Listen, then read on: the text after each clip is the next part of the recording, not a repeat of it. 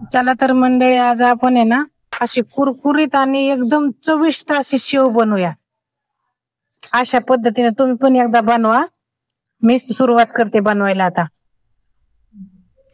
आता हे बेसन पीठ आहे ना, आपण चाळून घेऊ, कारण त्यात गेठोळ्या असतात ना, मग त्या गेठोळ्या परत मळीत आणि फुटत नाहीत, मग सूर्यामध्ये अडकत. आता याची ते ना, ह्या वाटीने 1 वाटी तांदळाचं पीठ घेतलंय. तांदळाच्या पिठाने काय होतं, आपली शेव आहे ना अशी एकदम कडक होती. ते मिक्स करून घेऊ आपण.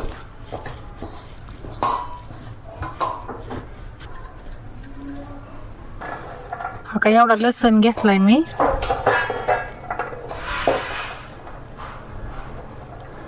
कारण लसूण घातल्यावर शेवला खूप छान चव येते. हा 1 चमचा ओवा घेतलाय. 1 चमचा लाल मिरची पावडर घेतली. अजून 1 चमचा टाकली. तर याच्यात चवीनुसार मीठ टाकू. एवढं मीठ टाकले. आता हे आपण आहे ना मिक्सर मध्ये एकदम बारीक करून घेऊ. का अशी मिरची बारीक करून घेतली मी. एकदम पाणी ओतून बारीक करून घ्यायची छान अशी. आता ही मिरची जी वाटून घेतली का आपण, ही आहे ना चाळणीने चाळून ओतू त्याच्यात.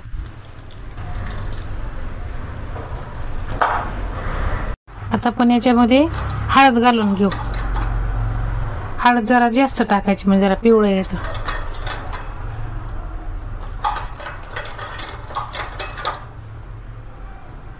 आता हे पीठ आहे ना आपण मळून घेऊ. थोडं थोडं पाणी ओतून आपण हे पीठ मळून घेऊ.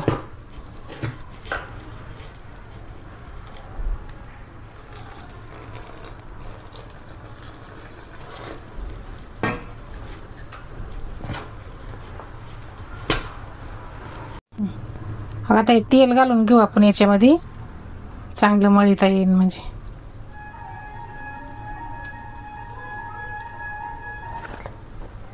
हा का आपलं पीठ मळून झालंय. आता हे इतकं, आणि हा का तवर तेल तापाय ठेवलंय मी आता कढई भरून. हा का सूर्या भरून घेतलाय. आता आपलं तेल पण तापलंय. आता हे असं हे करून याच्यात सोडू आता आपण शेव.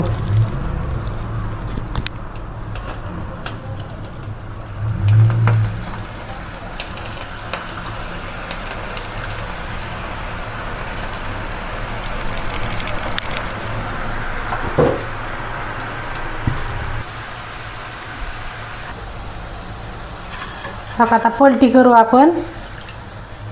कशी छान झाली आपली शेव, आहे का बघितली का. मी जरा मोठाली झाली, मी आता ताटली बदलली, दुसरी ताटली करू आपण. बारक्या ताटलीने काढून बघू.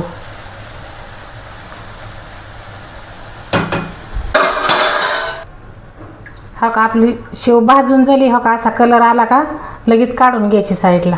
बघा अजिबात तेल नाही पकडलं याने.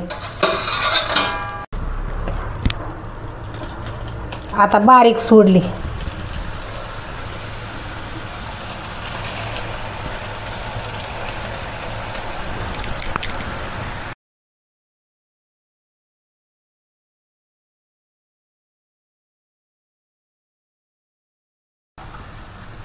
हा का अशी पलटी करायची हळूच, नाहीतर अंगावर तेल उडत. बघा किती भारी झाले, अजिबात तुटली नाही मधी.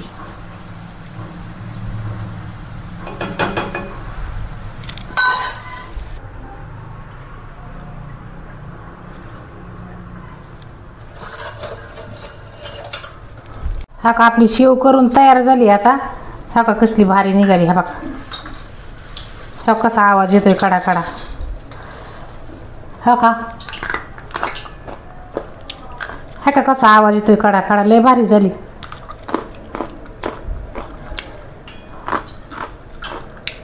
अशीच शेव तुम्ही एकदा करून बघा, आणि आमच्या चॅनलला लाईक करा, शेअर करा, आणि